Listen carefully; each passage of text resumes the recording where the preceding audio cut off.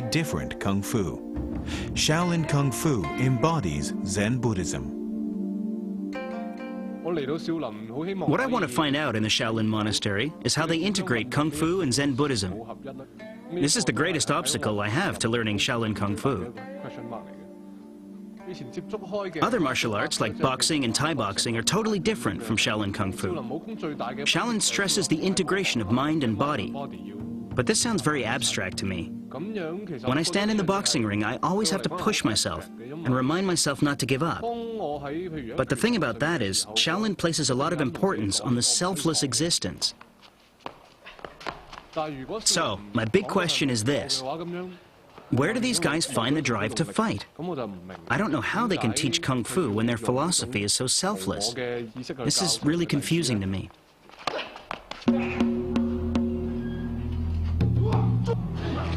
Shaolin Kung Fu is very sophisticated. There are several hundred kinds of combat skills. Hard and soft combat, external and internal power. Unfortunately, most written records were lost. Shaolin Kung Fu has many categories, such as punching, pushing, grasping, interlocking, and the use of swords, blades, sticks, rods, etc.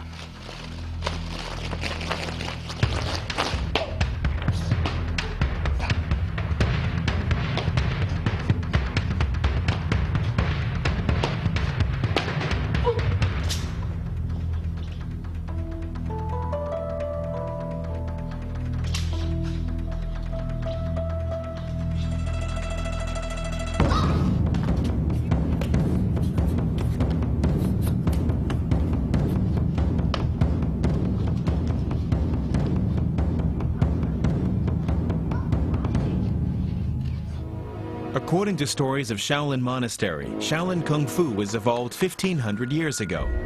Bodhidharma, after meditating for 9 years in order to help his followers meditate and be healthy and strong at the same time, he taught the exercises tendon changing and marrow washing. In early Sung Dynasty, it was said that monk Fuju invited Kung Fu masters from 18 major schools to study and teach at Shaolin Monastery for 3 years. As a result, Shaolin Kung Fu was fully developed. In the golden days of Shaolin Monastery, the Shaolin monks joined the army to protect the country from foreign invasion. However, from the beginning of Qing Dynasty through to the Cultural Revolution, Shaolin Monastery was suppressed and damaged. The martial arts culture of Shaolin was on the verge of extinction.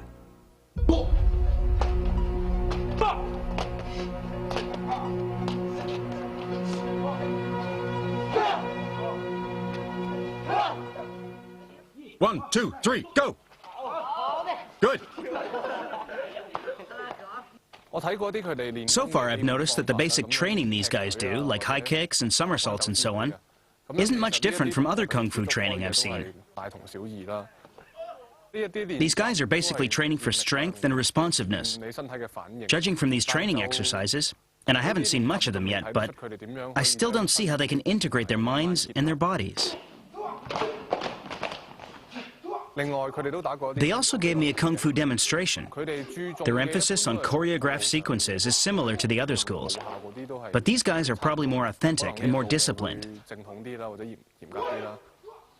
The sequences are beautiful, and they're pretty overwhelming, and I'm sure that audiences would love to see this stuff being performed. But I have another question. How can they apply these moves in a real fight? They use such big movements, which will surely expose their weaknesses to their enemies pretty quickly. Advance. Follow me. Grasp and lock the throat. Yes. We call this the leopard. And twin peaks over the ears.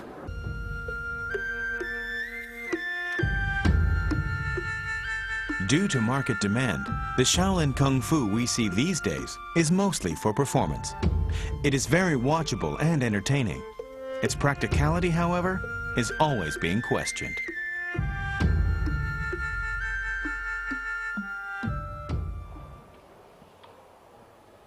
I went into a temple in the Shaolin Monastery. When Kung Fu was banned by the imperial court, the monks practiced a kind of Kung Fu there called Xin Yi Ba, or mind consciousness grip. As a result of their practicing, pits actually got smashed into the bricks laid on the ground. I think the Xin Yi Ba must be very powerful. I want to find out more about it, but I've been told that it's almost disappeared, and that it won't be easy to find anyone still practicing it. Shaolin martial arts are very profound. It's a piece of treasure being passed on from one generation to another generation.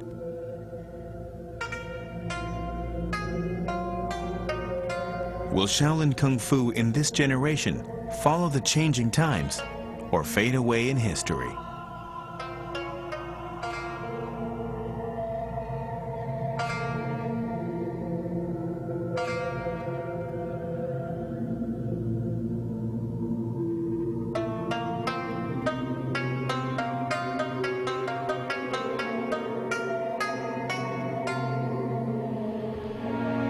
After several rounds of visits, Howard was told that the person who's still practicing it lived deep in the heart of Songshan, in a place called Sanhuangjai.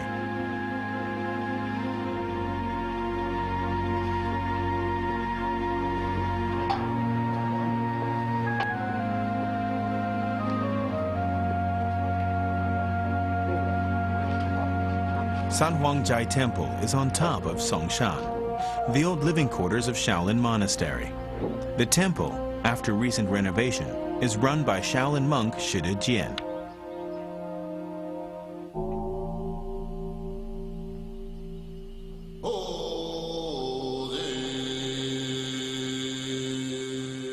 Originally known as Ding Hong Ben, Shide Jian is from Heilongjiang in the northeast.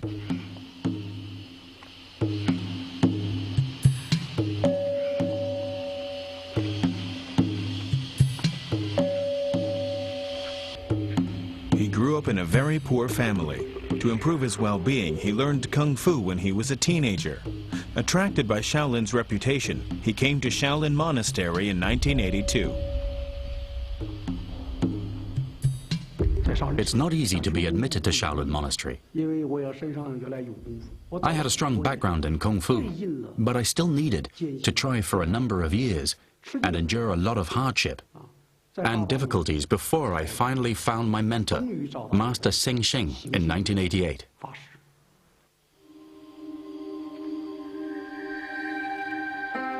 Master Xing Xing was the 17th generation successor of Yonghua Medical Hall at Shaolin Monastery.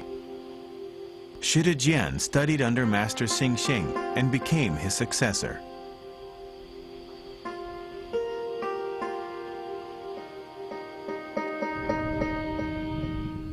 Kung Fu was not the first thing he taught me. No, he taught me that it is more important to learn to be a good person. Learn to be a good person, then learn to be a doctor. When we learn Kung Fu, we learn about life first. We live. Then we understand what Kung Fu is about. Through martial arts, we learn about Zen Buddhism. One does not talk about Zen. It is meant to be understood. Through practice, we cleanse our minds.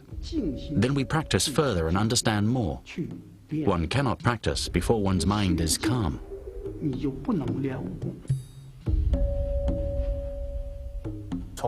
When I watch Shide Jian practice, I realize this practice is a lifelong pursuit for him. He practices alone on the top of a big rocky outcrop. It's so high that it would terrify most people, yet he was very calm. He leaves his worries behind when he practices. Life or death, success or failure, none of it matters to him. This is what's important. When you have nothing to worry about, you learn to progress very quickly. Because there is no doubt in your heart. If you want to punch, then you punch. If you need to duck, then you duck. There's no hesitation at all. In order to practice in tranquility, in 1993, Shide Jian lived in Sanhuangjai in seclusion. He has been renovating the temple. Sanhuangjai Temple was destroyed and deserted. My master asked me to renovate it. This is a very special task for me, because I am preparing the temple for people who are meant to be here, or for people who need it as a spiritual home. It is a place for them to practice. What is the highest state of mind in Shaolin Kung Fu? I say it is not to hurt yourself, not to hurt others. Learn how to save yourself, and learn how to help others. This is the highest state of mind, in my opinion.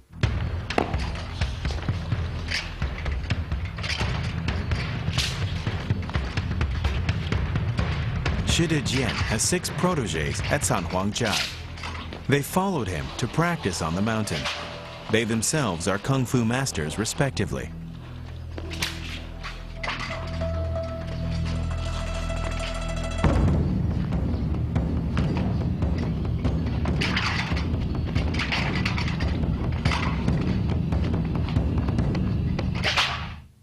Shaolin martial medicine embodies the spirit of Zen, and I practice by following this spirit. Many people practice Kung Fu without realizing it. You see, Kung Fu is not about just using your body to fight. This is the lowest level of practice. The highest level is the spirit, using your spirit to win over your opponent, to teach them and to change your opponent. This is the quintessence of Chinese martial arts. No, faster. Hit faster. Now try it. If you kneel down now, I'll break your leg. And if I pull this with my hand, your elbow joint will fracture. You see? We always practice using both hands and both legs. Li Yuanjie has practiced Kung Fu since he was young. His sister sought medical treatment here in 2002. She was seriously ill, but she was cured at last. Impressed by Shida Jian's martial spirit, Li thus left his work and family behind and followed him on the mountain. You're still punching too slowly. When I learned Kung Fu in other places, I was taught to fight aggressively. I also learned boxing and free fighting. But without the support of the martial spirit, I became a man with a violent temper. This approach is totally different. When I practiced hard combat, I sometimes crack my bones and joints. Look at my fist. See how it's red? When I came here to learn hard combat, I was already suffering from periostitis, an inflammation here. When Master found this out, he cured it. Then he taught me that the essence of martial arts was not about external things, it's about your mind and your spirit.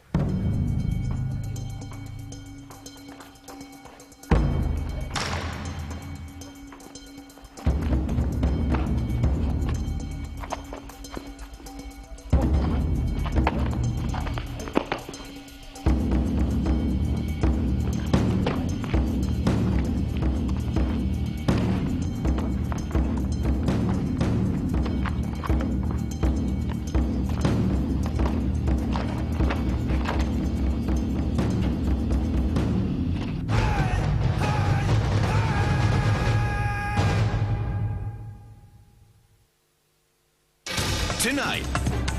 The best thing about Azzy is everything minus the barking. He's a very good watchdog, a little too good. It's very annoying at times. And he was super fast. I couldn't catch him. Dog Whisperer, tonight at 10 on the National Geographic Channel.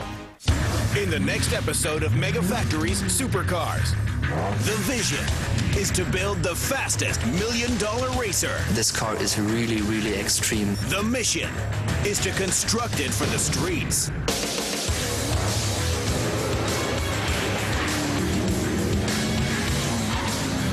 This is the story of Gumpert Apollo. Mega Factories, Supercars, tomorrow night at 9 on the National Geographic Channel. No one's ever gonna touch American Idol. I mean, they'll never come close. We want you to really make this your moment for life. You're finding someone right before they become a superstar, and hopefully you're gonna help to mold that journey and help to make them a better artist. I think you have star power. It gives people that wouldn't normally have a chance a dream. I really believe in this girl. American Idol Season 12, tomorrow, 6 and 8 p.m., exclusively on Star World. This February, National Geographic Channel gets daring and adventurous. For this team of collectors, abandoned buildings mean possible payday. Yeah! So they rummage through everything from a church to a paper factory. Whoa!